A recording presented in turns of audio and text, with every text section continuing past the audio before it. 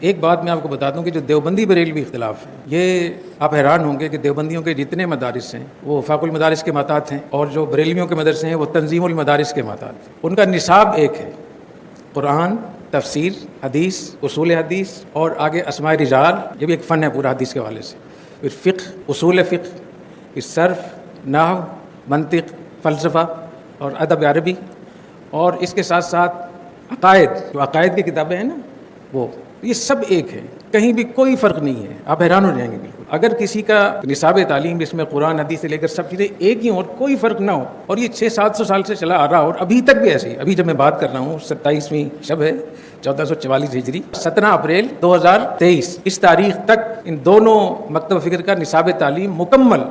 درس جامع جو 8، 10، 11 سب ایک، کہیں کوئی فرق نہیں ہے۔ وہی ہدایہ ان کے ہاں پڑھایا جاتا ہے، وہی ہمارے ہاں پڑھایا جاتا ہے، وہی قدوری ان کے ہاں پڑھائی جاتی ہے، وہی شرح العقائد ہمارے ہاں پڑھائی جاتی ہے، وہ ان کے ہاں پڑھائی جاتی ہے، وہ تفسیر جلالین اور تفسیر بیضاوی ہمارے ہاں پڑھائی جاتی ہے، ان کے ہاں سیاہ ستہ ان کے ہاں پڑھائی جاتی ہے، ہمارے ہاں پڑھائی جاتی ہے، وہی صرف نہ وہی فقہ، حتیٰ کہ امام بھی ایک ہے۔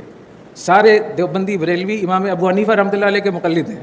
تو یہ اختلاف کہاں سے آیا پھر؟ میری بات سمجھ رہے ہیں؟ اس سے معلوم ہے کہ مفتی شفیع صاحب رحمۃ اللہ علیہ کا جو مشن تھا وہ بالکل صحیح، اس کو ہمیں آگے لے کر چلنا چاہیے، اور کچھ بھی نہیں ہوتا ہے۔ تبلیغی جماعت کا کوئی اس میں بینر لگا ہوا ہے کہ دیوبندیوں کی، بریلویوں کی، جو بھی جاتا ہے نہیں جاتا، اس سے معلوم ہوا کہ اس ٹائٹل کے بغیر بھی کام ہو سکتا ہے۔ بہت سارے جھگڑے لوگوں نے مناظرے کر کے کسی مسئلے میں غلو کر کے اس کو بنا لیا ہے ایمان کا مسئلہ، حالانکہ ایمان کا مسئلہ نہیں ہے، اور اس کے باوجود ایک نصاب ہونے کے بعد پھر بھی اختلاف ہوگا، لیکن وہ اختلاف علمی اختلاف ہوگا۔ وہ جو صحابہ کرام میں اختلاف تھا، مجتہدین میں اختلاف تھا، تبع تابعین میں تھا، وہ اختلاف رحمت ہے۔ تو اس اختلاف کو تو انجوائے کرنا چاہیے تھا ہم نے اسی کو لڑائی کا ذریعہ